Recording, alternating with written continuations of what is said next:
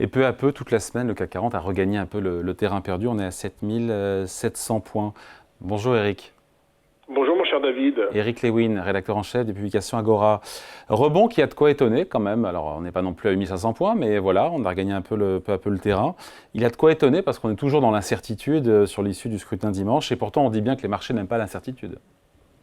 Oui, enfin on perd que 3% par rapport à la période d'avant la dissolution. Ce qu'il faut regarder, on a regagné la moitié du chemin au final. On a regardé la moitié. Ce qu'il faut regarder de très très près, David, c'est plutôt les marchés obligataires. J'ai deux choses à vous dire. Un, le spread de taux entre la France et l'Allemagne qui était à 86 points s'est rétréci à 70 points, ce qui est une bonne chose. Et ce matin, il y a eu une adjudication d'OAT. Alors l'échéance est 25 mai 2033, c'était du 3%.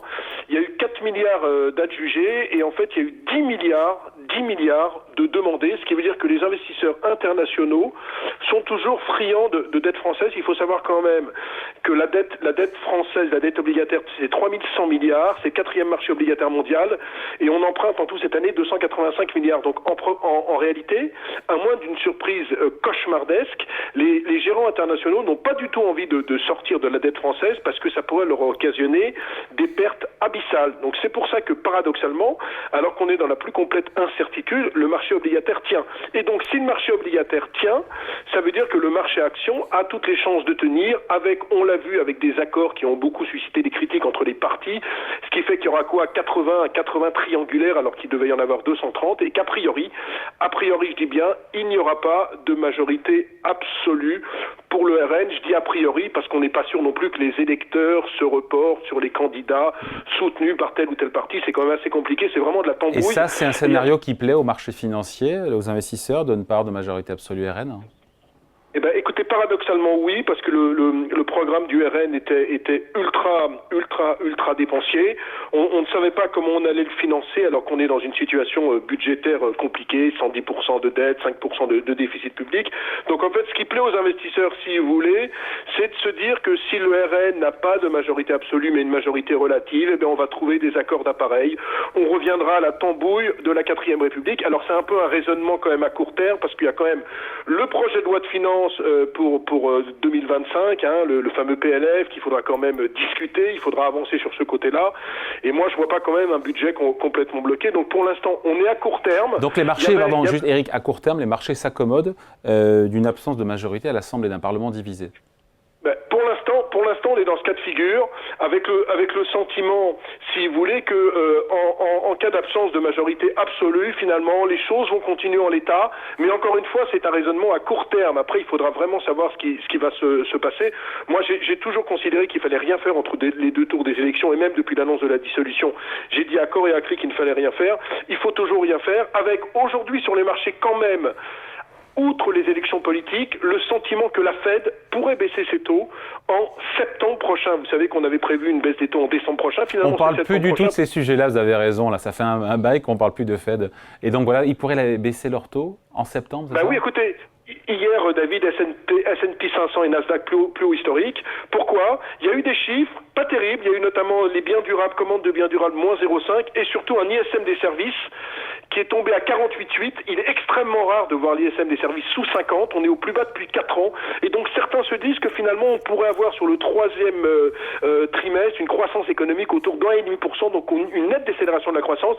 Et donc qu'est-ce qu'on reprice ? On reprice une baisse des taux de 25 points de base en septembre.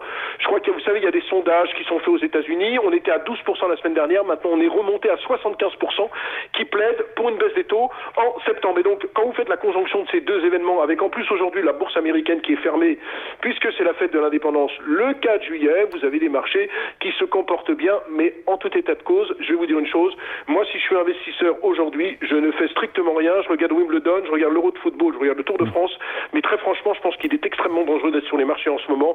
Il faut vraiment attendre non seulement les résultats des élections, mais également ce qui va se passer, parce qu'encore une fois, ça peut aller dans tous les sens. Là on se gargarise parce que l'écart de taux entre l'Allemagne et la France est revenu à 70 points de base, mais il peut tout à fait remonter fortement si jamais le RN avait une majorité absolue, parce qu'encore une fois, vous interrogez n'importe quel sondeur en Europe, les élections les plus difficiles à prévoir, ce sont les élections législatives, 577 circonscriptions, les reports de voix, etc., etc. C'est beaucoup plus difficile que pour les européennes ou pour les élections présidentielles. Donc prudence sur les marchés. puisque vous parlez du RN, il fait toujours aussi peur au marché, même si, à plusieurs reprises, Jordan Bardella a poli son programme, il a affirmé vouloir être raisonnable économiquement, réduire les déficits. Écoutez, est-ce qu'il fait toujours aussi peur? Alors en fait, le RN est surtout attendu sur le régalien. Hein.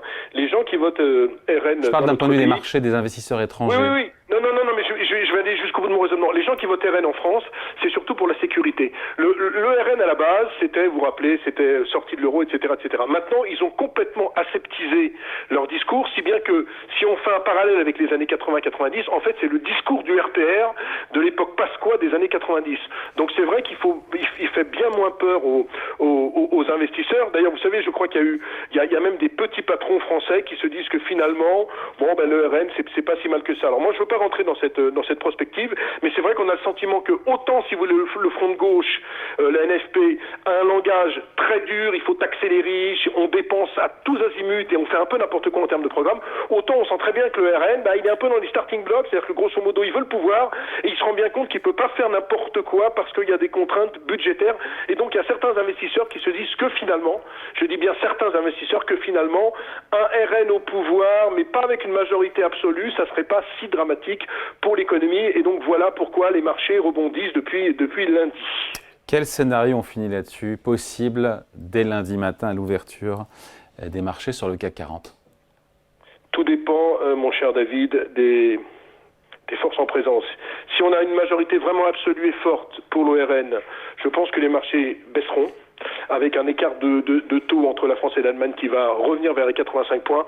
Si on a un espèce de trois fronts, avec un front de gauche, un espèce de groupe ensemble, et puis le RN qui se partage finalement les sièges, on risque d'avoir, alors j'ai pas envie de dire un salut, parce que j'ai le sentiment qu'on anticipe cette semaine ce salut, mais je pense qu'on attendra d'abord la nomination du Premier ministre, et puis l'ouverture de la session législative. Je crois que l'élection du président, c'est autour du 18-19 juillet, donc il faudra attendre tout ça, mais encore une fois, on est quand même un petit peu dans l'inconnu, même si les derniers sondages, auxquels je ne crois pas particulièrement, donnent vraiment trois fronts possibles et trois blocs possibles. Donc on reste à l'écart, vous restez à l'écart, vous, du CAC 40 pour l'instant à 7700 points?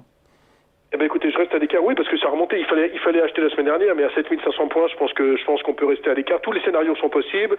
Il y a le scénario de la forte hausse, mais j'y crois pas tellement, et de la forte baisse, tout dépendra vraiment des forces en présence. Non, mais je vous dis, je veux pas faire une réponse de Normand, mais on est vraiment dans l'expectative pour l'instant. La seule bonne nouvelle, c'est que ça se passe bien finalement du côté des taux, puisque je vous rappelle qu'on était à 3,10 avant l'annonce de la dissolution, on est sur des niveaux de 3,25 sur le 10 ans. Prendre 15 points de taux simplement avec tout ce qui s'est passé sur les marchés, franchement, je trouve qu'on résiste plutôt bien.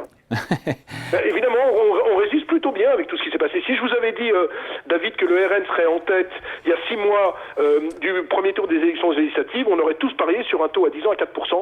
Or non, on est toujours sur des niveaux de 3,25, 3,27 et on ne bouge pas tellement finalement, ce qui est une très bonne chose pour les investisseurs. Jusqu'ici, tout va à peu près bien. Merci beaucoup. Explication signée Eric Lewin. Merci Eric, salut.